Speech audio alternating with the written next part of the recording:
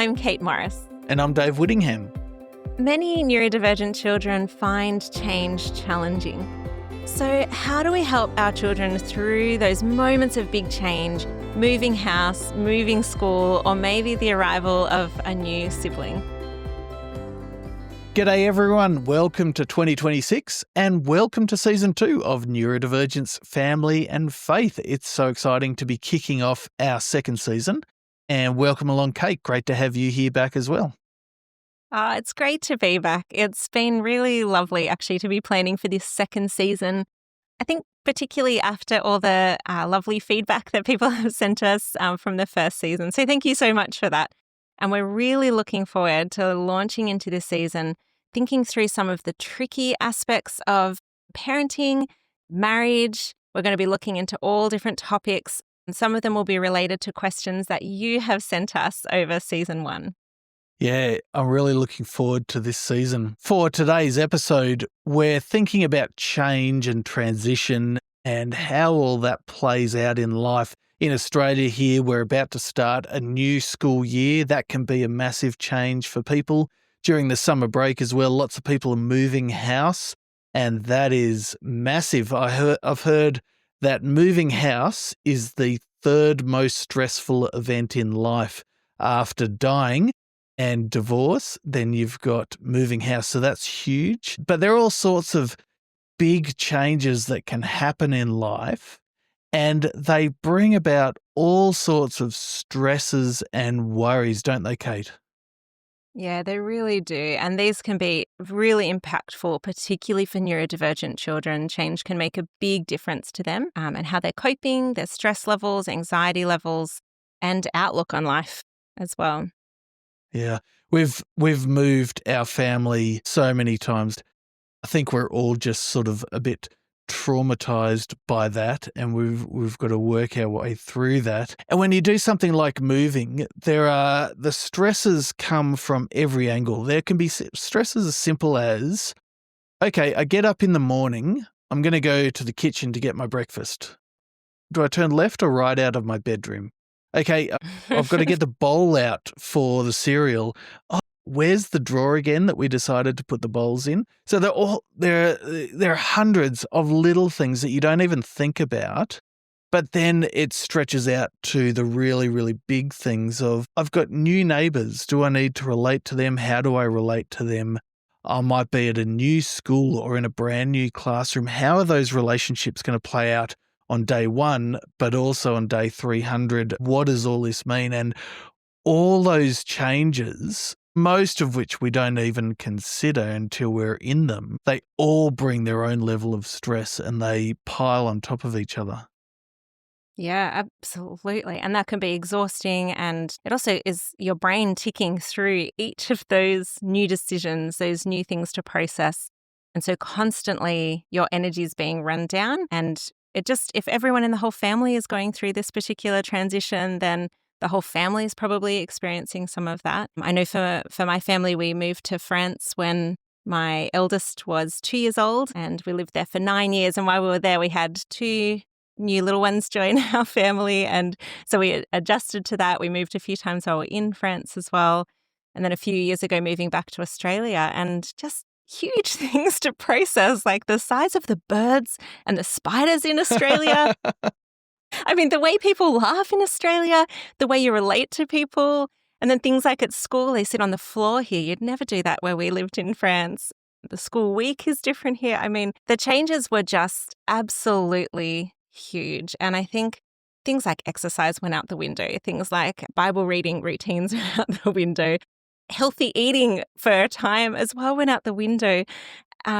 And I think you just kind of end up feeling like so much is slipping through your grasp, like things that are really important. But I do look back at these times of big change, and I also think it's brought our family closer together, closer to each other, more reliant on each other, and I guess dependable for each other as well. But also it's moments like that that actually remind us really strongly to turn to God. We should always be dependent on God, but it's just such an important moment, isn't it, to turn to God and recognize just how much we need him. Absolutely. And we're going to talk more about this later, but absolutely fundamental to every aspect of life is our reliance and dependence on God. And we want to be modeling that in the easy times, but also in the hard times. We want to be helping our kids to say, we can rest in this God. Yes, there are going to be hard things. I was reflecting on King David. You know, he wrote so many of the Psalms. Some of those Psalms he wrote while he was chilling out and the sheep were eating green grass and, you know, everything was happy. There are other times he's writing them in a cave when people are hunting him down to kill him. There are other times when he's sitting as king of the nation and everything's at peace. And also he's writing it when sin has overtaken his life and he needs to repent. But in all of that, the God he's speaking to has not changed. And even in his sin, his tendency is always to go back to that God and express himself to that God and ask God for things in those situations and rest in him. And that's what we want for our kids, isn't it? We're going to be talking about strategies and all sorts of really important and helpful things for helping our kids to grow. But first and foremost, that's what we want our kids to grow in, a trust and reliance on our wonderful God.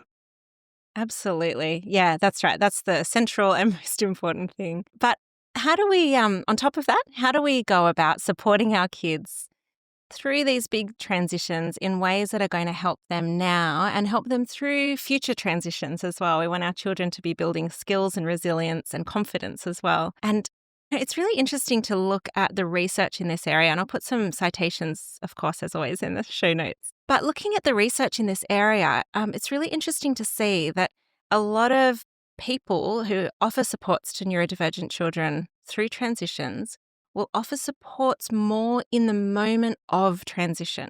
In that first week of school, parents offering supports to children at the time when they have moved house, when the child joins the family, when whatever new thing might be changing in the home, and often forgetting to support before the transition as well. And there's another aspect that research has shown up too, which is often the supports are offered to the children.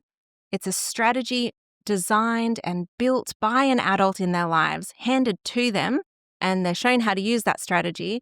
And the child hasn't been part of working out what strategy would work for them. They haven't been part of thinking through how they want to interact with this new transition.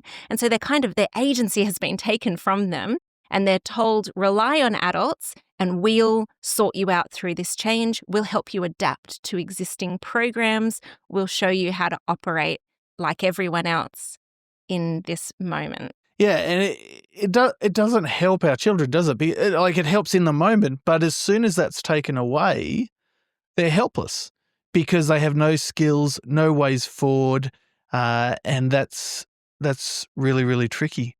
Yeah, that's right. And I think in order to be able to help a child get to this place of being able to be someone who can determine what's going to happen in their life, someone who has agency, someone who has a little bit of control over some aspects, someone who knows they can be heard, we need to be helping a child build some of these skills in order for them to be able to get through this current transition well. And that'll help them through transitions in the future as well, without needing to just look to adults around saying, oh my goodness, what do I do? We're actually helping build their resilience. And so in education, we speak about 3 aspects that are really important: autonomy, competence, and relatedness. And so we'll unpack these ideas. So we want to be building this, this autonomy, this sense of being listened to, this sense that you can be someone who can make change. And in order to help build this in our child, we need to be having conversations with them, listening to their concerns and inviting their concerns about the change, letting them express it in a communication style that works for them.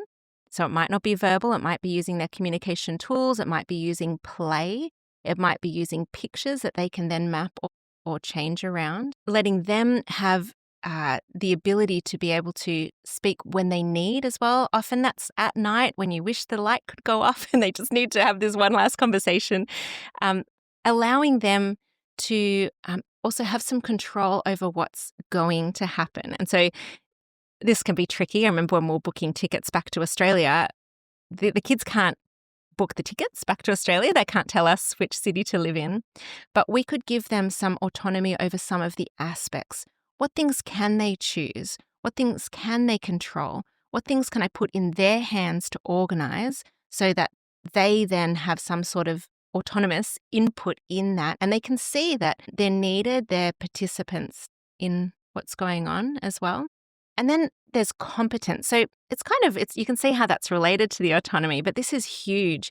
How can we be building skills for this new environment? A new classroom, perhaps. They might now need to have a pencil case in class. Can we get the pencil case months before so they can be practicing that? They know to turn to the pencil case if they need pencils. They know how to open it. Can they go to the shops and choose a lunchbox if they're going to need a lunchbox, and then work out how they want to use it? Come back to you and say, actually, I want a separate lunchbox for the sandwich aspect of my lunch or whatever it might be. Can they have some sort of autonomy and be building that competence as you're preparing for it? And then the other really important aspect of this is relatedness. And so thinking through what relationships they're going to have in this new transition. So if it involves moving or moving church or moving school, moving grades within that school, working out who are the people they need to connect with and figuring out how to help them begin to build either a two-way relationship with them. So maybe that involves FaceTime or something like that. But even showing photos of the people, giving names of the people, places as well, being related to the locations they're going to, the places they're going to interact with. Before coming back to Australia, we looked up photos of family, of the school that they'd be joining. A friend walked through the school and filmed what the school looked like so that we could see that sort of thing.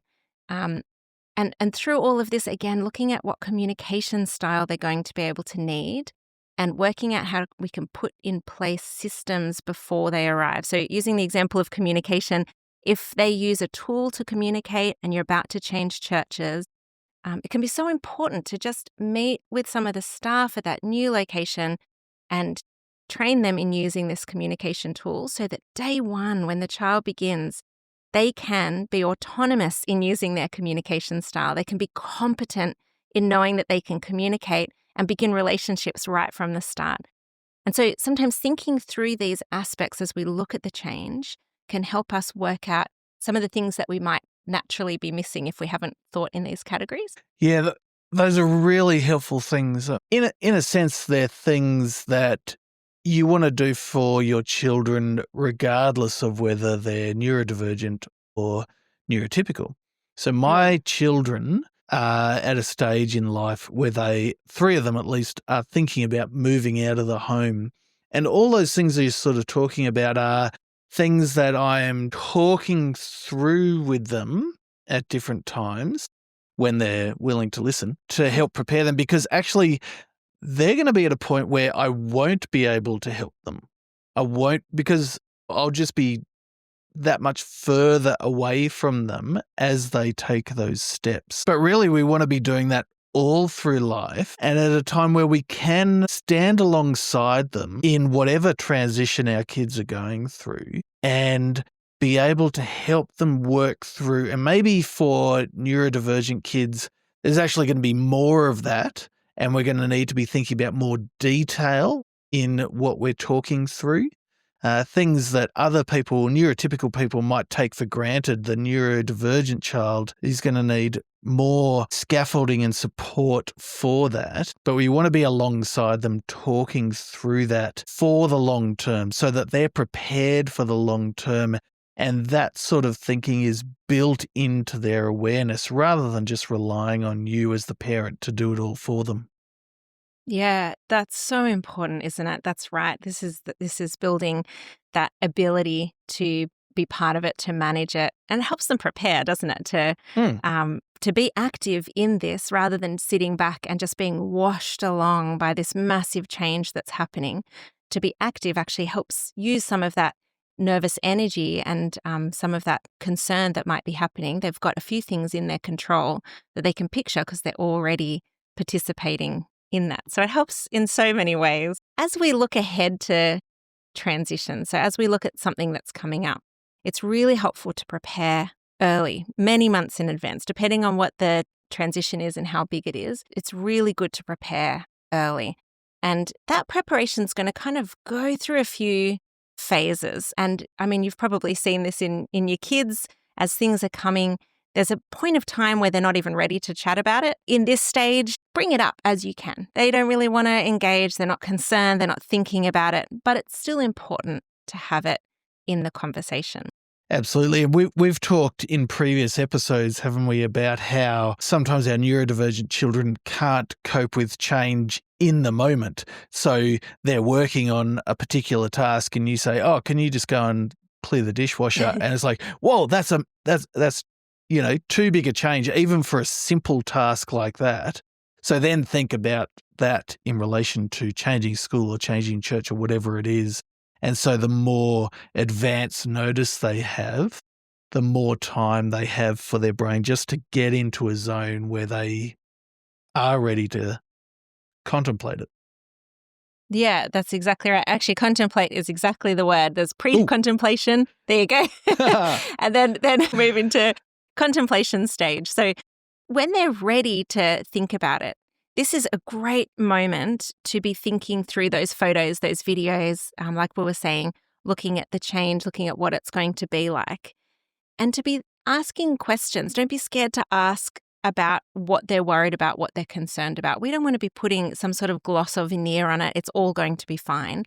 It's safe and great to talk about what are you worried about the change? What are you going to miss about what life is like before this change? And it's fine for you to be talking about things too, about, I'm going to miss seeing my friend down the road each week when we move house. Because the reality is change comes with sadness and loss, and that is part of it. And ignoring that isn't going to help. But it also comes with opportunities and things that will be good. And so actually naming those things that we're looking forward to will really help recognize that there are positive things about this coming change as well. Yeah, we don't help our children if we think, oh, we want them to enjoy this new change, and so we're just going to be positive in everything. Like there's real grief in change, and naming that in yourself so that they see that you're a real person, and you're actually modeling at that point how you're working through those changes, both in thinking about the things to grieve, but also thinking about the things to look forward to. Yeah, that's exactly right. And that stage, that'll probably go for quite some time. So if you can give that some months, that's really important because things will be chewed over. And sometimes naming these things, once they're named and you think them through, in fact, that's not actually that important, or I didn't need that anyway. And so it helps to have these on the table so that you can be discussing them. And then you want to be ready to start to prepare for the next things. And so we've talked about preparing with pencil cases or lunch boxes that might be used. It can also be the matter of preparing for timetables if they're going to need to be able to read timetables or school maps, learning how to be able to interpret those if that's an important aspect. It's also preparing for things that are familiar now that can continue into the transition. So if there's a bag that they really enjoy holding and they might be able to take it through to the new transition, they'll be able to take it to the new church. They'll be able to still put their special things in it even after the baby's born, whatever it might be. To have that now, that special thing now, and be focusing on what will it be like to also have that at the new church? Won't that be nice to still have that? And to be carrying some of these familiar things through into the new space or the new phase of life that they might be heading into. Yeah, alongside of that, I think praying at every stage just keeps reinforcing that fact that God is there in every stage, and he's here now before the changes happen, and he's there after the changes happened. And so just continuing to remember to do that. That's such an important part of preparing, isn't it? Yeah, that's such a helpful reminder that preparing means leaning on God as well through this. And preparing also means working out how you're going to leave this other stage of life. And so if you're leaving a place or leaving people, How are you going to say goodbye? What's a gift you might be able to give? What's a thing you might say? What's something you might want to write down? And that can be quite helpful as well in processing that this relationship is about to change. When we're leaving France, we went to each of our most special locations, the playgrounds we loved, the parks we loved, the gardens we loved, all of this sort of thing. And we'd collect a couple of little things from there, and then we put them in epoxy resin. It's like liquid plastic. You put it in a mold and it goes Yeah, hard. And so now we have all these little key rings with a little something from each of these spaces. There's that's something so kind of good. quite, yeah, there was something nice about going, we're taking a piece of this with us. You can't bring things like seeds and leaves and stuff into Australia, so it has to be in resin if you want to bring it with you. But that was part of leaving well. So what can your child be bringing with them? And this is another thing you can hand into their hands. How would you like to bring some of the old into the new? How would you like to say goodbye to people? Who would you like to say goodbye to, and help them be part of that as they're moving on as well? Yeah, what I love about that is it says the thing that we're leaving doesn't stop being a part of us. It's been an important part of our life, and we're not just chucking that in the bin. We take that with us to a degree, like it's not there in the same way, but it's not thrown away. Yeah. Yeah, that's right. Exactly. And then kind of the next bit of transitions is when you actually transition into the new place. So it's when you actually step into that new house, the new church, the new school, whatever it might be, the new grade. It's that moment when the baby is born. Or the girls, it's that moment when their first period arrives and you've been preparing for this transition, that's coming. That's tricky because you don't know what date that's going to arrive, but it's still something that can be prepared for.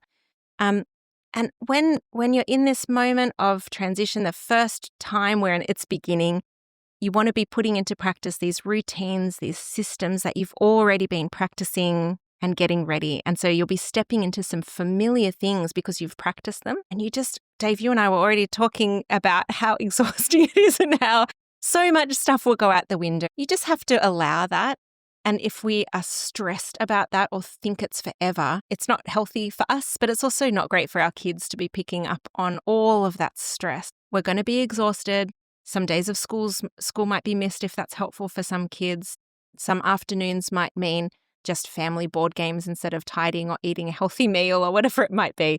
Whatever is important to your family, and be trying to work out how to have time together, time to process, and other things will fall off because you can't do everything in those really tricky moments of transition. Totally. And again, that's modeling. So, if it was just me and my wife before we had kids, if we were going through a big house move or something like that, or a big change, things were different for a while. And so we're drawing our kids into that. We're talking them through it. We're modeling how we do things in this particular stage, but also then how we move back to things that might be healthier long term. And just we're allowing, by modeling that, we're contributing towards those skills that they're going to have in the future to be able to do that themselves. Yeah. Yeah, that's right, isn't it? And part of these conversations is what's working well. Mm. We prepared for you to have a lunchbox. Is that working? Do you like that lunchbox? Can you open it? Are you too stressed at lunchtime to be able to eat the things we're giving you? Do we need to readjust? And sometimes these reassessments can feel like we're going backwards. Wait, but we prepared for 3 months that you would have this pencil case, and now we're reassessing whether a pencil case is even what you want. It can feel like we're going backwards. And the funny thing is, research has shown that a really important way of going through transitions is to just allow these loops backwards for a time, to be able to go, this isn't working, we're reassessing, we're going to go back to kind of this preparation time where we're thinking through what supports do you need, how would you like to be interacting with this environment, how can I help?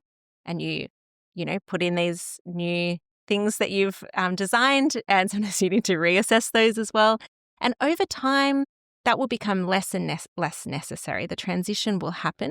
It takes longer for most neurodivergent children. Allow that as well.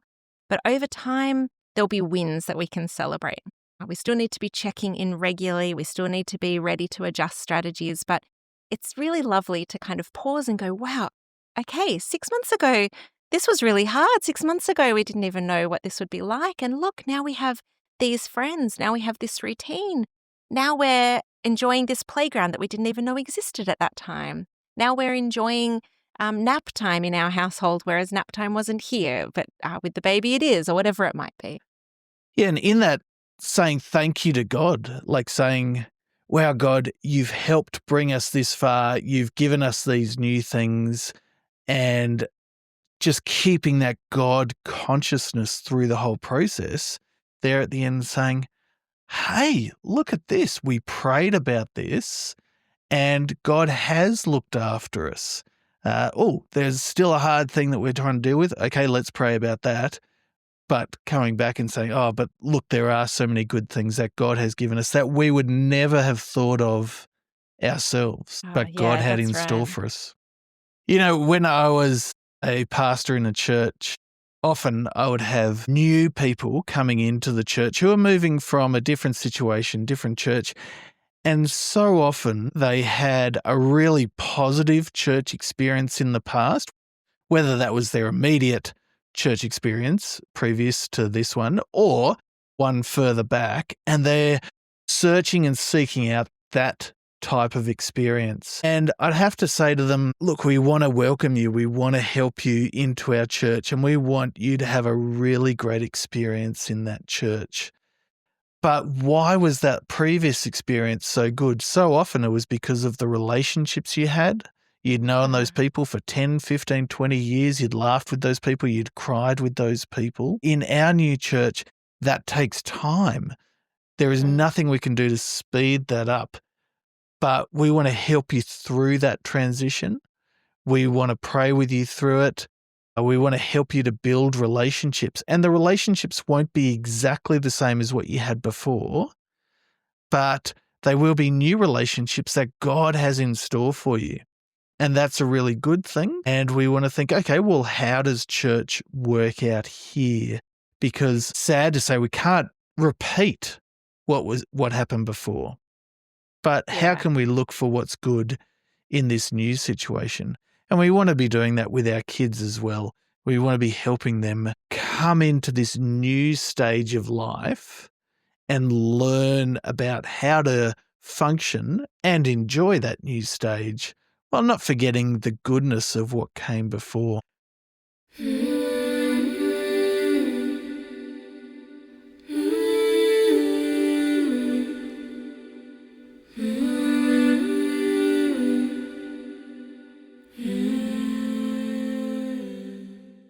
We've talked a few times through the episode that we want to keep God central to the picture of change. Change is our experience, change is our life, and we want to prepare our children for that change.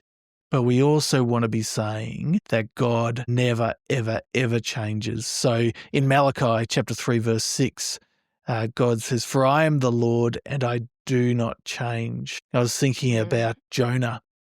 Jonah, when he was thinking about how he was going to respond to God when God gave him a task to do, he knew exactly why God was giving him that task, because it was related to God's character, the character that God had told Moses about 1,000 years before.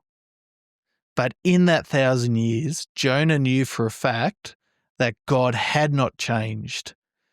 Unfortunately, he responded in a really bad way to that. But it's actually a really good thing that God does not change. He never changes. It makes me think of Hebrews 13:8. Jesus Christ is the same yesterday, today, and forever.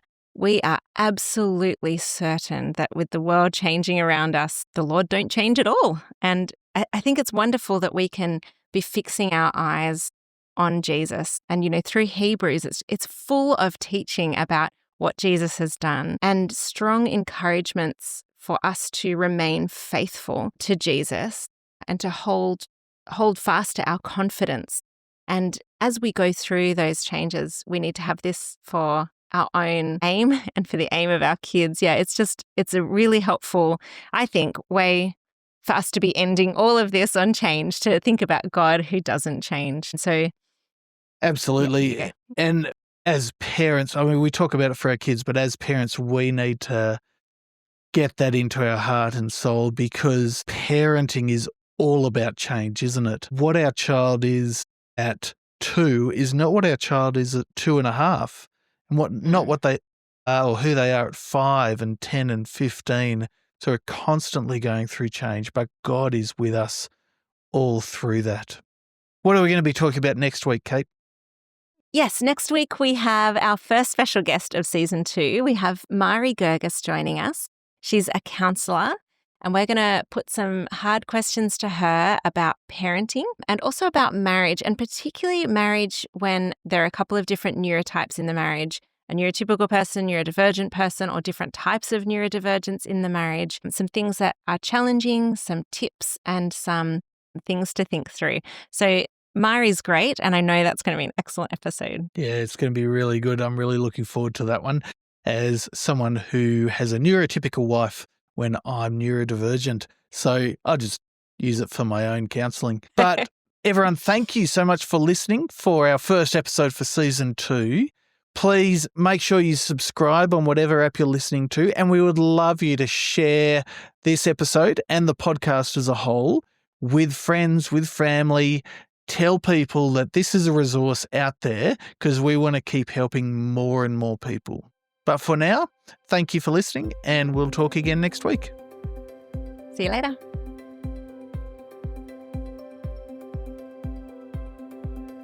Hi, I'm Kate Morris. And I'm Dave Whittingham.